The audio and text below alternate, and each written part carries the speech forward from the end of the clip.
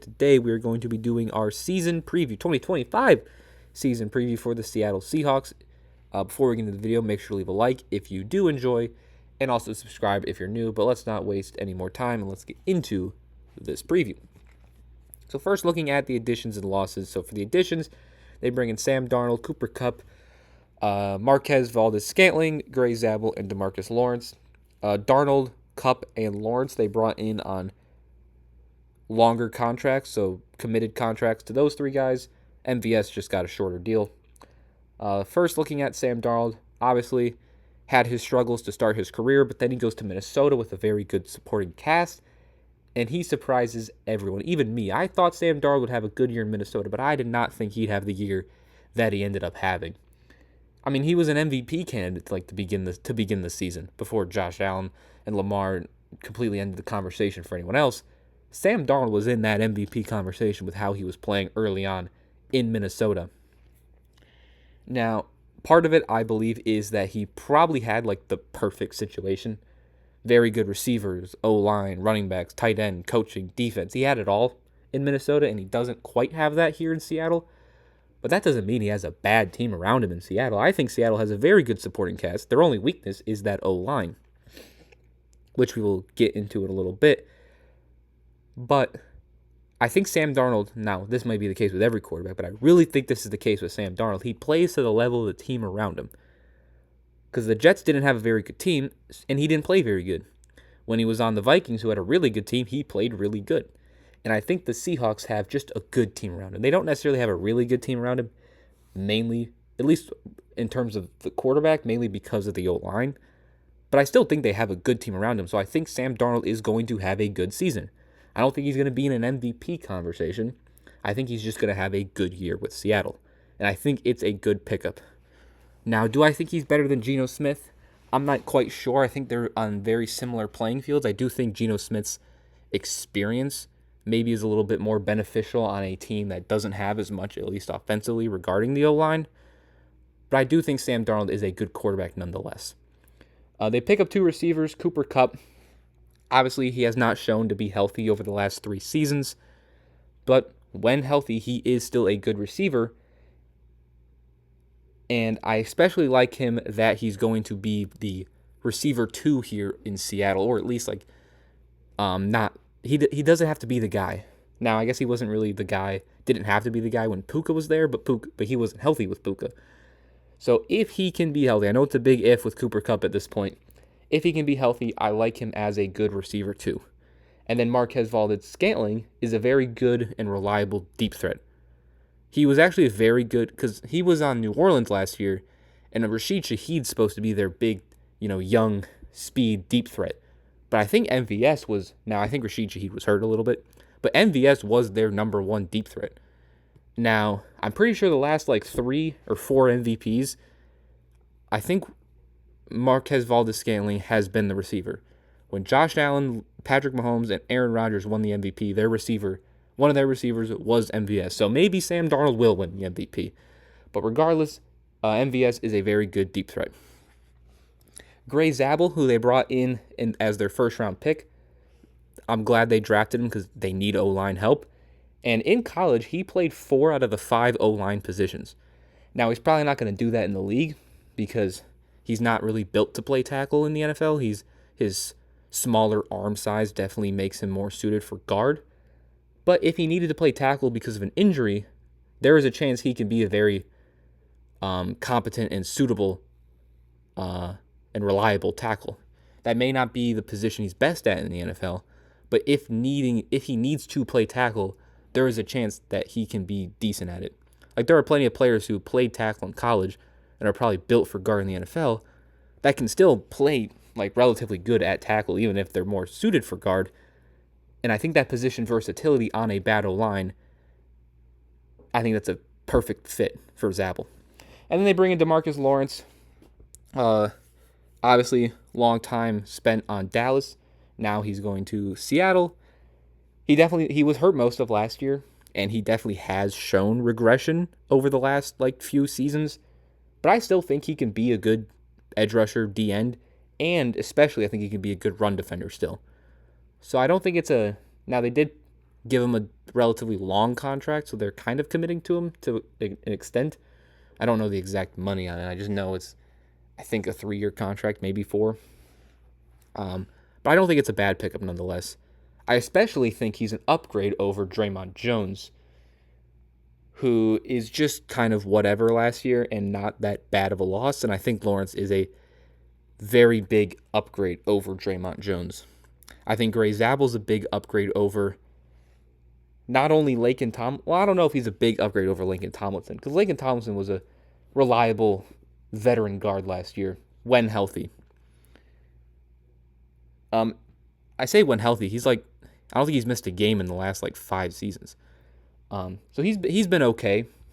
He's kind of bounced around, and he's just been a reliable guy, nothing crazy. But I do think Gray Zabel overall as a lineman is an upgrade over Stone Forsythe, who was honestly not the best last year when he did end up playing. Now, another guy they lost was Rayshawn Jenkins at safety. Didn't play a ton and wasn't the best when he played. And then Lockett and Metcalf, the 2 receivers they lost. Obviously, Lockett is not the same receiver he once was. And I think an injured Cooper Kupp is better than Tyler Lockett at this point in Tyler Lockett's career. I mean, he's a Seahawks legend, but he's just not the same. And then Metcalf, while he's not the most polished receiver in the NFL, you still see those insane physical tools and traits that can make him a very good receiver. I mean, yes, you lost a talented receiver, but he requested a trade in the first place, and you still got a 2nd-round pick. And he was paid a lot of money by Pittsburgh, so you avoid paying him a ton of money, and you get a guy who wanted to be traded. You get him for a 2nd-round pick. You get a 2nd-round pick for him. So I think Cooper Kupp and a second is potentially more valuable than DK Metcalf if Kupp is healthy, if that makes sense. While Metcalf is probably better than Kupp, a healthy Kupp and a 2nd-round pick, I think, is better than Metcalf. But again, it's a big if when it comes to Cooper Kupp and his health. But overall, I think they had a relatively successful offseason. I think, considering they probably had to trade Metcalf and considering they might not have had a lot of leverage because everyone knew they were probably going to trade Metcalf, I think they got a decent return out of him, and I think they overall had a decent offseason. Now, looking at the offense for... I didn't talk about Geno... Hold on. I guess I kind of talked about Geno Smith as one of their losses, as him and Darnold are similar-ish. I would probably rather have Geno Smith, and it's a decent loss, but I still think they need to get that future guy. Now, looking at their offense, that future guy could be on the team right now in Jalen Miller, who they drafted out of Alabama, but I just don't think he's going to have enough playing time, so we probably won't talk much about him. But in the O-line, again, looking at the O-line is the big thing, right? It was pretty bad last year, tied for 6th most sacks.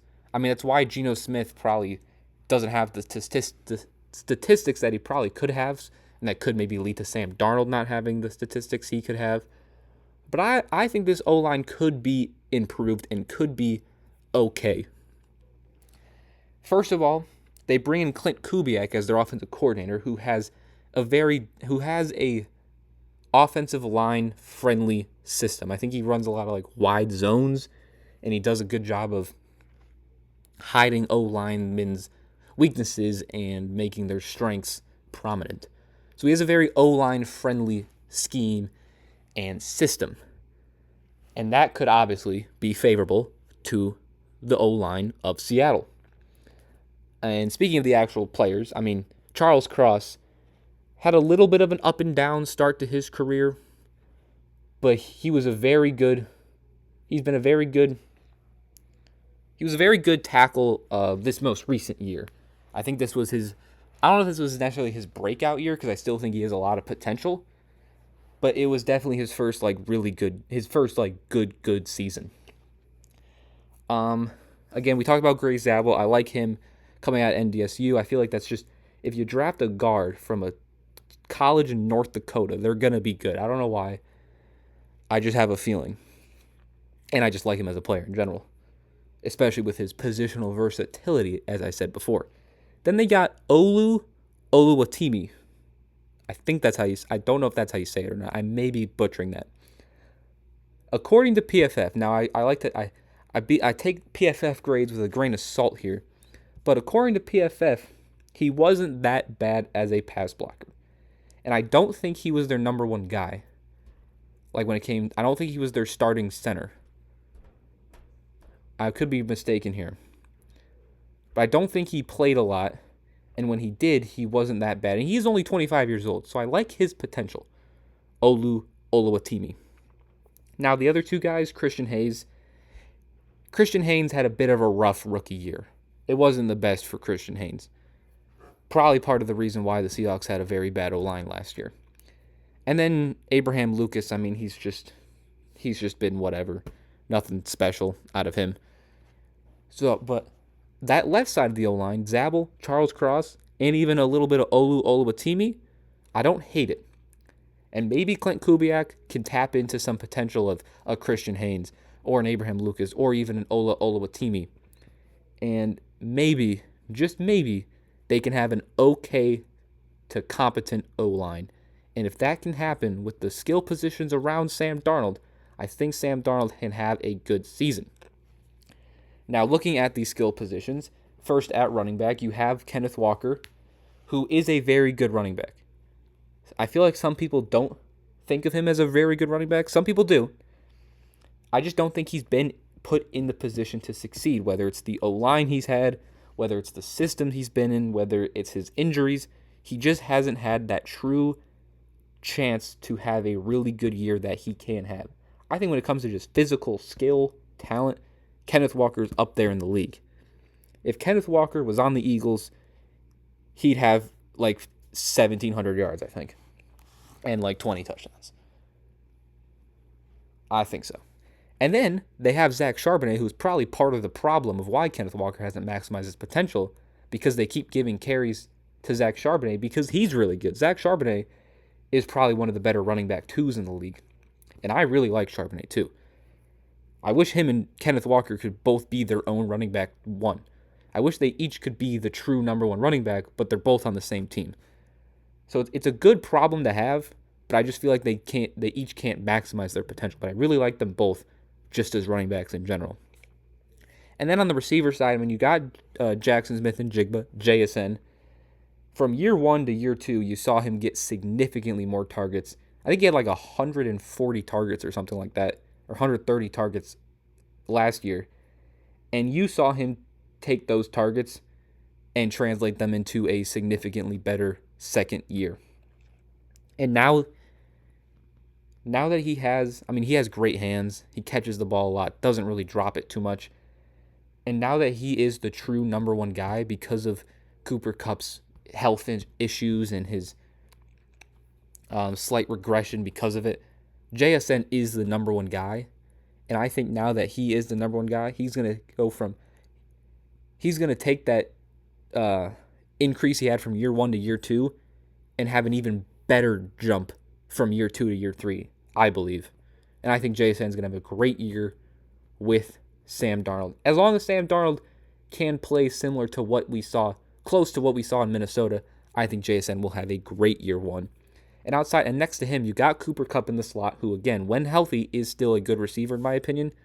And then you got MVS, who's a good deep threat, which can help stretch the field for a guy like JSN to really work that middle of the field and get open and make the catches that he can. And then at depth, you got Jake Bobo, who had one of the crazier catches of the season last year.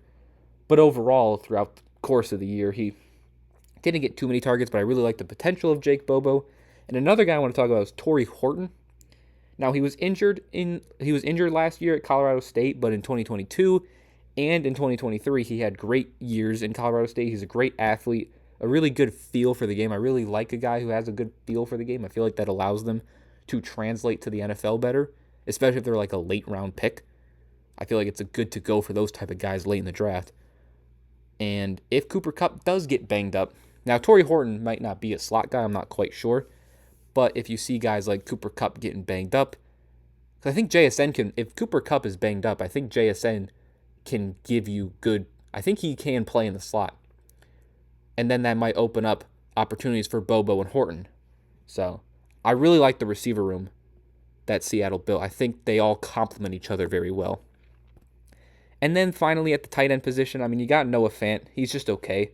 He's just an okay tight end. Doesn't seem to drop too many passes, which is good. He seems to catch what is thrown to him. But again, he's just an okay guy. I really liked him in Denver, like early on in Denver, and I thought he had a lot of potential, but he's just been okay. Solid tight end, nothing special. Now, they also drafted Elijah Arroyo in the second round out of Miami. Very good in college. I'm excited to see what he does. Now, he's behind A.J. Barner, who I'm not too familiar with, who they took in the fourth round last year. But I'm excited to see what Elijah Arroyo does because, I mean, again, Noah Fant isn't anything special, I don't think.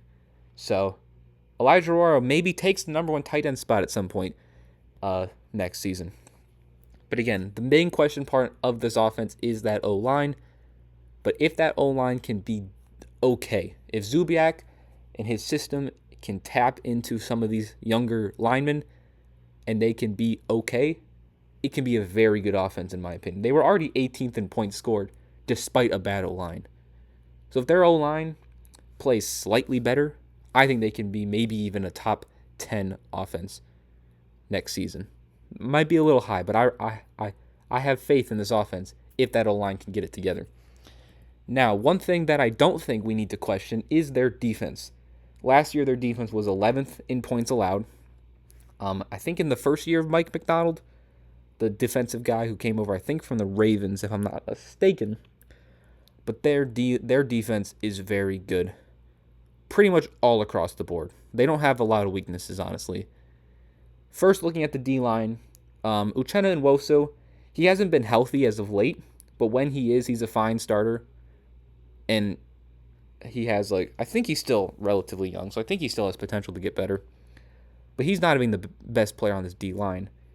Byron Murphy, who they took in the first round last year, had a very good rookie year. Now, it could have been because he was on a very good D-line, but nonetheless, he has lots of potential. And even if his production is slightly inflated because he's on a good D-line, that's fine. You obviously want to put him on a good D-line, so I like Byron Murphy. I think he can be really good. I mean, Leonard Williams, the D-end opposite. Well, he's not really a D-end. He's more of like a D-tackle because they run a 3-4. But Leonard Williams, he's one of the better D-linemen in all of football. He made the Pro Bowl last year. He was 14th in DPOY. He pressures the quarterback. He gets sacks. He had a pick six, I think, against the Jets. And it was like 80, 90 yards or something, too. It was crazy. They just started announcing like NFL top 100 players, and I think he was at 99. Some fans are upset about that, but that's still a top 100 player on your D-line. So that's very good. We all know how good Leonard Williams is. Jerron Reed, he's a good pass rushing D-tackle. I think he complements Byron Murphy well. I think they can be a good two-man duo there at the D-tackle position. We obviously already talked about DeMarcus Lawrence. Has been banged up and shown a little bit of regression, but I still like him in run defense, and I still think he can be a serviceable pass rusher. And then another guy I want to talk about is Derek Hall. Their second round pick from 2 years ago. Now, in his rookie year, he didn't play a lot, but he got some real reps in his second year. And he actually had a very good second year. I really liked what I was seeing from Derek Hall. Seahawks fans, I think, agree that they really liked what they saw from Derek Hall. So I'm excited about year 3 for him. Because DeMarcus Lawrence, again, hasn't shown to be the healthiest guy recently. So if Lawrence misses games, which might be expected, I'm excited to see Derek Hall alongside that D-line of Leonard Williams, Byron Murphy, Jaron Reed, and Uchenna Nwosu. So I think it should be a very good D-line in Seattle. Because even if Lawrence is healthy, that's still good, obviously. Now at the linebacker position, Tyrese Knight, their fourth-round pick from last year, actually had a pretty good rookie year. I liked what I saw him out of a fourth-round pick too. And then Ernest Jones, they traded for him at the deadline, I'm pretty sure, and he had a very good, if not really good, second half of the year when he was traded to Seattle. Fantastic in the run game.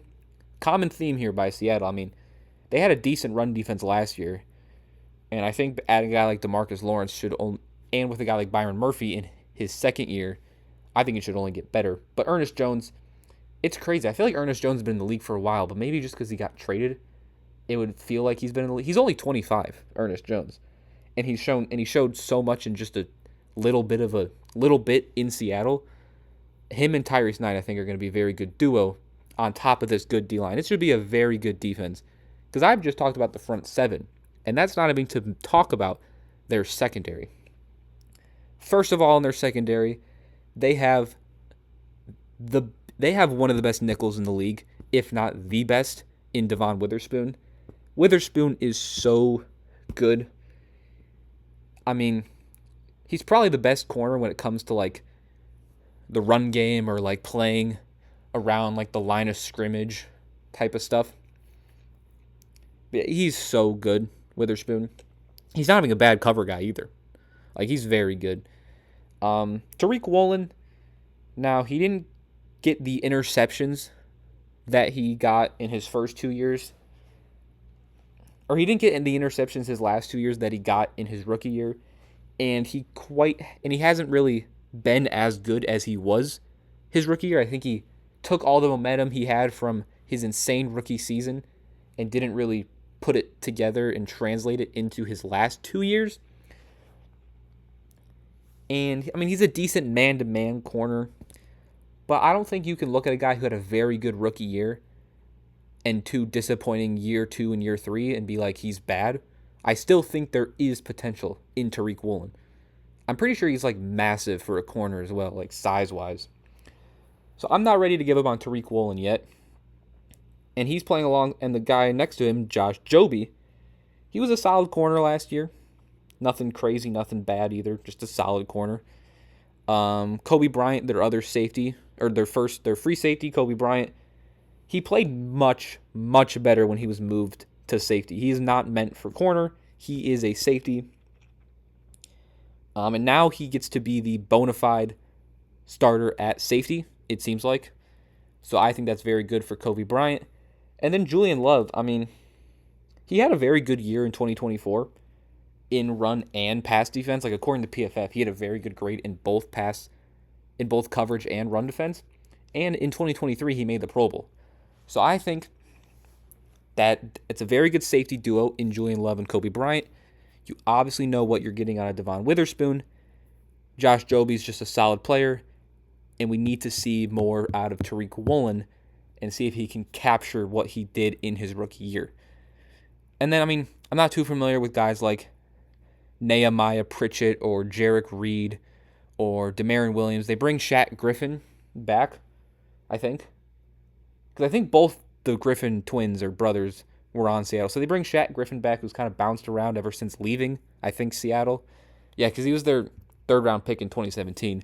And then another guy I want to talk about is Nick Emenwari.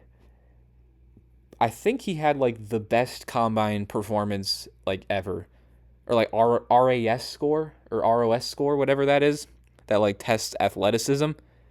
His was off the charts in, like, the combine or whatever. Insane athlete. Now, he's probably not going to start because you got a guy like Julian Love and Kobe Bryant already solidified as your starting 2 safeties. But sometimes, because you can't teach those physical tools that Emenwari has.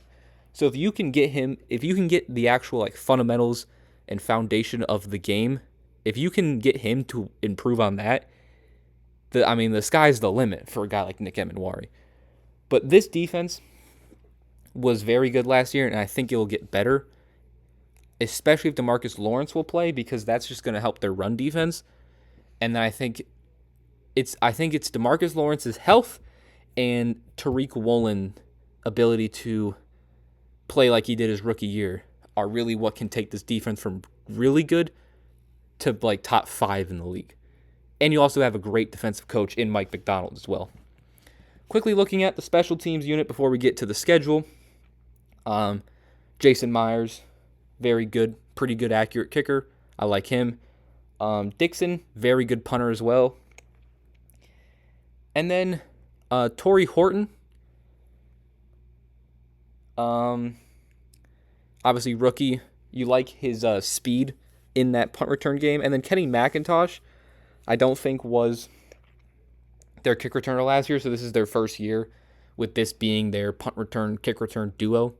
So I don't really know how good they'll be, but kicker and punter wise, they have a very good duo there. Now looking at the schedule, and before we get into the schedule, make sure to leave a like if you're enjoying this video. And also subscribe. Helps the channel out a lot. Now getting into the schedule from Seattle, they have the 11th easiest schedule. I mean, San Fran, who we talked about last preview, had the easiest schedule. So it just makes sense that a team in their division will also have an easy schedule. Seahawks have the 11th, and their over-under is set at 8.5 wins. Because, again, they play the AFC South just like the Niners, which is the Colts, Texans, Jags, Titans. Titans and Colts, I think the Seahawks will beat. And I think they could beat the Jags and even the Texans. They play the NFC South, which means you play the Saints and Panthers and Falcons, which are all winnable games, in my opinion. The Bucs will be difficult, just like the Texans. And then they play their own division, which this NFC West division is, I don't even know how to judge it. I think the Rams are comfortably the best team in the division. But outside of that, or after that, with the Seahawks, Cardinals, and Rams, or Seahawks, Cardinals, and Niners, even throw the Rams in there too. Any of these teams can beat anybody on any given game. Well, I think the Seahawks could go 6-0 in their division or go 0-6 in their division. That's what I think the NFC West is like. Now, if you're looking outside the NFC West, their non-division schedule is very easy. Or they have a lot of easy teams. They still have difficult teams like the Commanders, Texans, Bucks, and Vikings. They still have good teams outside their division, but they also have very bad teams outside their division.